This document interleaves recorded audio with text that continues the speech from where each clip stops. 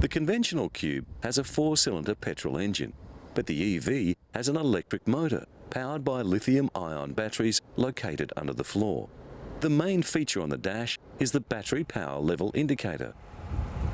The company will soon start mass production of the van for the Japanese market, and it will be launched in the US next year. The key to the EV's performance is its uniquely structured lithium-ion battery pack. It provides more power as well as greater stability and more compact dimensions than any other unit. Nissan has been developing the lithium-ion battery for 10 years. Its laminated structure and unique material technology allow the designers greater flexibility. A new company, the Automotive Energy Supply Corporation, was established with the goal of dramatically enhancing future battery performance and reducing battery costs. The Nissan Green program is specifically focused on reducing CO2 emissions, both from Nissan products as well as from the company's day-to-day corporate activities. This 3.5-litre V6 incorporates an electric motor. In tandem with this battery pack, they provide the driving force for Nissan's Infinity-based hybrid. It's rear-wheel drive with a 7-speed transmission. At low speeds, the car is driven solely by its electric motor. Here, the engine revs are at 0. During acceleration, the engine and the electric motor work together. When the brakes are applied, power is fed back to the battery. The hybrid will offer a 40% fuel saving over its conventional equivalent. Finally, a Nissan development that others will soon copy. To assist with parking, the images from 4 small cameras positioned around the vehicle are combined on one screen to give a bird's-eye view of the car. The around view monitor even suggests the best line to follow when positioning the car. This device lets the driver park with total confidence.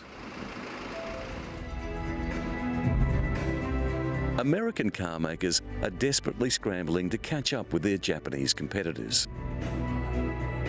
The Cadillac Converge is a plug-in hybrid based on the Voltec drivetrain, but it is still only at the concept stage. During the presidency of George Bush, the American car industry focused its energy on blocking proposed regulations to reduce vehicle emissions. This was a strategy that held back innovation, but finally, American car makers have started to respond.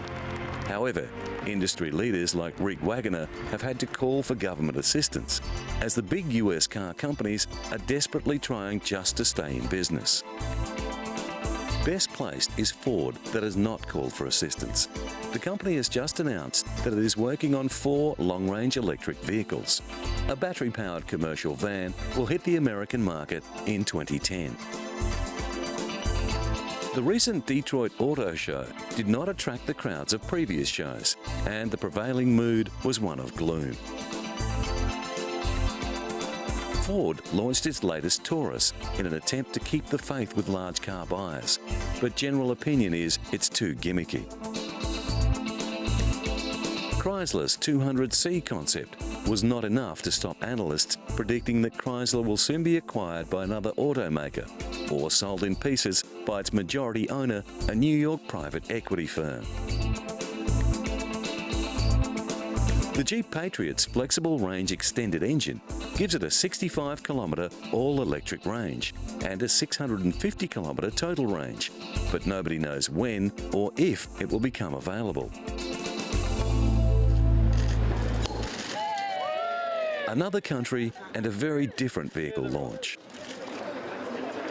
A team of British adventurers are setting off on an extraordinary journey from London to Timbuktu in the world's first road-legal, biofueled flying car. The Parajet Skycar team plans to travel through France, Spain, Morocco, Western Sahara, Mauritania and Mali. The flying car will be supported by a ground crew of trucks, all-terrain vehicles and motorbikes.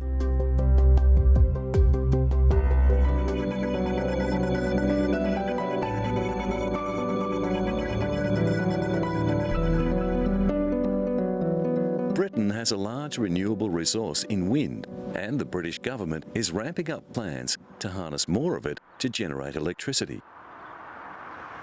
At the moment, the country uses wind turbines to produce 3 gigawatts of electricity.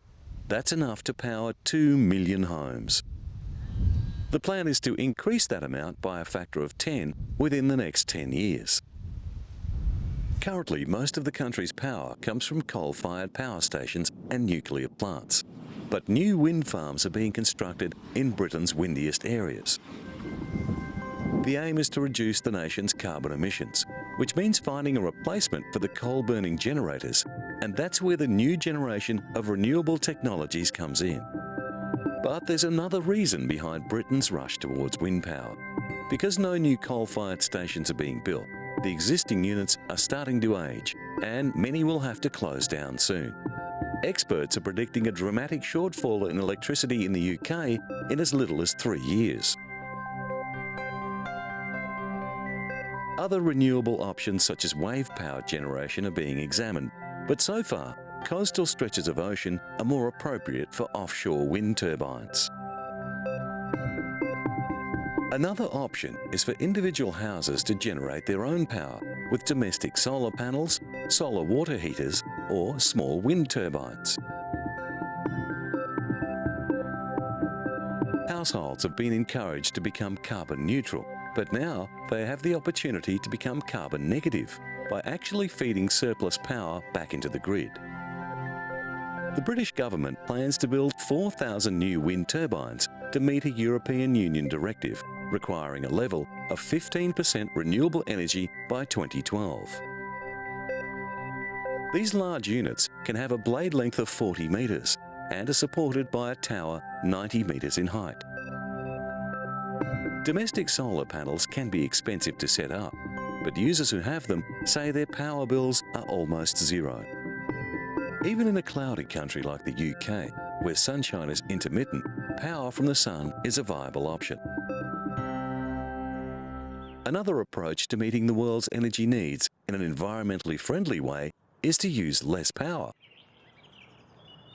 Inventor Dr. Yasuyuki Fujimura questions if generating more energy is the answer at all. Dr. Fujimura is the head of Atelier Non-Electric, a laboratory that invents products that do not use electricity.